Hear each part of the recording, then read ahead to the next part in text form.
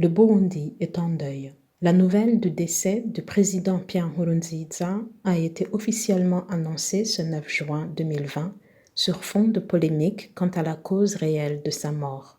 Le mouvement des femmes et filles pour la paix et la sécurité au Burundi présente ses condoléances à la famille du défunt président et à la nation. Le Burundi pleure un président, mais la relève est pour bientôt. La Cour constitutionnelle, qui avait confirmé, malgré de fortes contestations, les résultats du scrutin présidentiel du 20 mai, vient en effet de décider de l'investiture, le plus tôt possible, du président déclaré vainqueur, Évariste Ndayishimiye. Le Burundi n'aura donc pas à attendre encore la période de transition pour que de nouvelles institutions soient mises en place et se mettent à l'œuvre. Il ne sera pas trop tôt. La tâche est urgente, immense. Même si par décence, il n'est pas encore l'heure du bilan laissé par Feu Nkurunziza, nous pouvons dire que son successeur hérite d'un champ de ruines dans tous les secteurs de la vie nationale.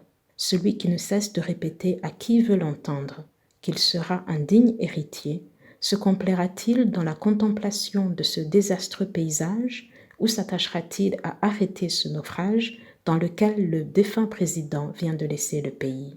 La tâche est urgente, immense, disons-nous. Au nombre des dossiers les plus pressants, la pandémie de Covid-19 que le président en tête et son gouvernement avaient malheureusement décidé de nier et d'en minimiser les terribles ravages afin que le triple scrutin, clôturé en date du 20 mai 2020, se déroule sans encombre. Faute de sensibilisation, les Burundais ne réalisent toujours pas la gravité et l'ampleur du coronavirus. Comme ils se rallient en masse lors des meetings électoraux, ils se rassemblent encore à diverses occasions sans se soucier du risque de propagation de ce virus ravageur.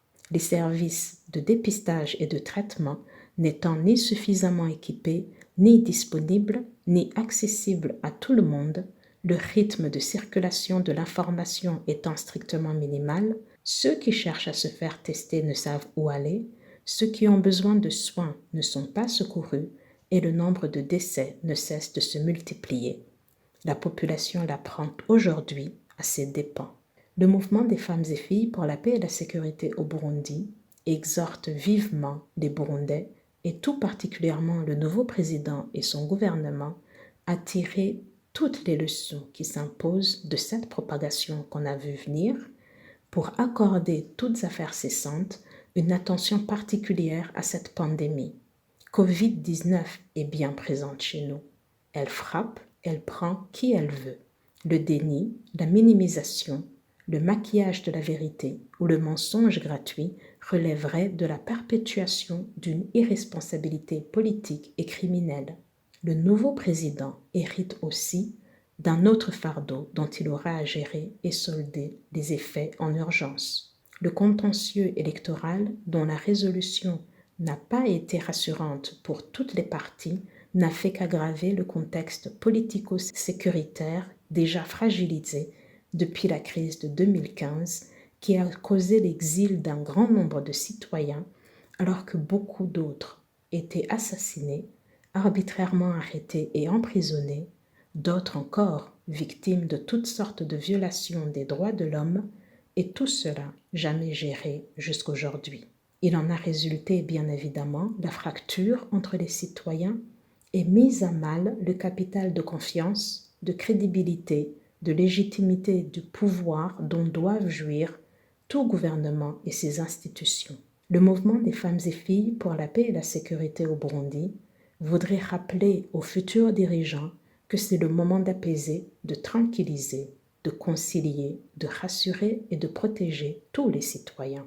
Notre appel s'adresse enfin à tous les compatriotes afin qu'ils restent sereins et vigilants et qu'ils veillent à ce que leur focus et celui des dirigeants soient désormais sur les questions d'intérêt majeur pour notre nation, principalement la paix et la sécurité pour tous, le respect et la protection des droits humains de tous les citoyens, la bonne gouvernance et le leadership visionnaire dont nous avons tant besoin pour bâtir le Burundi prospère et réconcilié avec lui-même, dont rêve tout vrai patriote. Que la paix et la sécurité règnent dans le pays et dans les cœurs de tous les Burundais. Ceci est un message du mouvement des femmes et filles pour la paix et la sécurité au Burundi.